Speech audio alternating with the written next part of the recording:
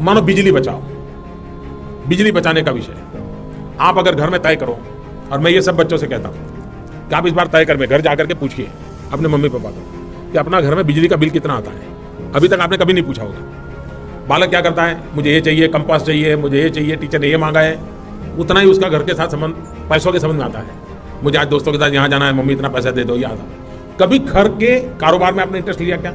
एक काम कीजिए, घर में मम्मी पापा सब जब खाना खाने के लिए बैठे तो पूछिए कि अपने घर का बिजली का बिल कितना आता है, पूछिए। फिर उनको कहिए अगर ये 100 रुपये बिल आता है, हम क्या 90 रुपये बिल ऐसा कर सकते हैं क्या?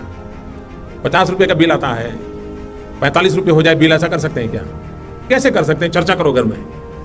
बिजली कम उपयोग में हो, बिजली बर्बाद ना हो, ये कर सकते हैं। आप अगर अपने घर में बिजली बचाते हो तो आपके घर में तो लाभ होगा ही होगा, लेकिन किसी के गरीब के घर में बिजली का दिया जलेगा। ये बहुत बड़ी देश सेवा है। और एक पौधा लगा करके जो हम पर्यावरण की रक्षा करते हैं, वैसी अपना परिवार बिजली बचा करके उतने ही पर्यावरण की रक्षा कर सकता है। और इसलिए देश सेवा करने के लिए, समाज सेवा करने के लिए कोई बहुत बड़ी बड़ी चीजें करनी नहीं होती। छोटी छोटी चीजों में देशभक्ति का प्रकटीकरण होता है, और उन छोटी छोटी चीजों पर हम ध्यान केंद्रित करें तो उससे बड़ी देश सेवा क्या होती है? वही बहुत बड़ी देश सेवा है। Thank you. और तिनसुकिया के बच्चे हैं। नमस्कार सर, नमस्ते। I am Anisha, a student of class 11 science. Sir, me and my friends here from Kendriya Vidyalaya Tinsukia wish you a very happy Teachers' Day. Sir, my question to you is that we in Assam feel very concerned about climate change and its consequences. Sir, how can you help and guide us to protect our pristine environment?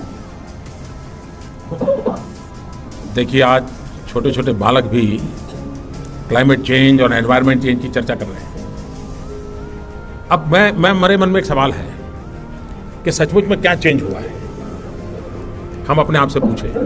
आपने देखा होगा कि हमारे गांव में जो बड़ी आयु के लोग होते हैं ना, 70, 80, 85, 90 साल के लोग, तो सर्दियों में आप देखेंगे तो अक्सर कहते हैं कि पिछली बार से इस बार सर्दी ज़्यादा है, ऐसा कहते हैं ना। एक्चुअली सर्दी ज़्यादा नहीं है, उनकी उम्र बढ़ने के कारण उनकी सहने की शक्ति कम हो गई है, इसलिए उनको सर्दी ज़्यादा महसूस होती है। तो परिवार के जो बुजुर्ग लोग हैं वो कहते हैं भाई ये पिछली बार इतनी सर्दी नहीं थी, इस बार सर्दी ज़्यादा हो गई।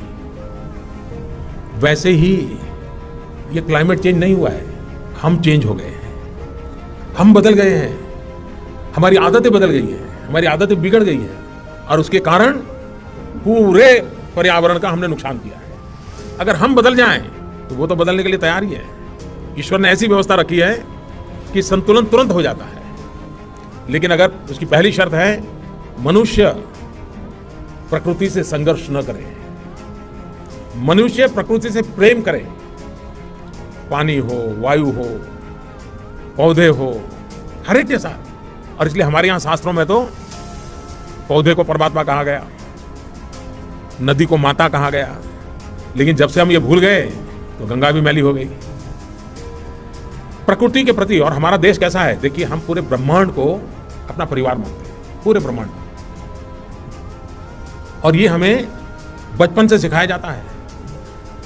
बहुत से परिवार ऐसे होंगे जहां बच्चों को सिखाते हैं कि सुबह जब बिस्तर से नीचे उतरोगे, पैर जमीन पर रखोगे तो पृथ्वी माता से माफी मांगो कि हे पृथ्वी माँ, मैं पैर रखता हूं, आपको दर्द होता होगा। वहीं से संस्कार शुरू होते कि नहीं होते?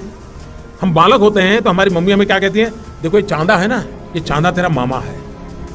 कोई रिश्तेदारी है क्या? लेकिन वो सिखाते हैं चांदा तेरा मामा है। ये सूरज है, बोले तेरा दादा है। कहते कि नहीं कहते? ये चीजें हमें सहज रूप से, ये पर्यावरण की शिक्षा हमारे सहज जीवन में थी, लेकिन पता नहीं ऐसा बदलाव आया, अपना सब बुरा है, इतना हमें मार ठोक करके दिमाग में भर दिया गया है, और उसके कारण हमारी हालत हो गई है। मुझे अभी नागपुर के मेयर मिले थे, मैं पिछले दिनों नागपुर गया, तो नागपुर के मेयर ने मुझे बहुत बढ़िया बात बताई। उन्होंने कहा कि वो पूर्णिमा की रात को स्ट्रीट लाइट बंद कर देते हैं, स्ट्रीट लाइट बंद करते हैं, और शुरू में बोले हमने प्रयोग किया 2-3 घंटे के लिए स्ट्रीट लाइट बंद करने का। तो पहली बार और लोगों को हमने घोषणा की चलो चांदनी रात है, सब लोग बाहर आइए।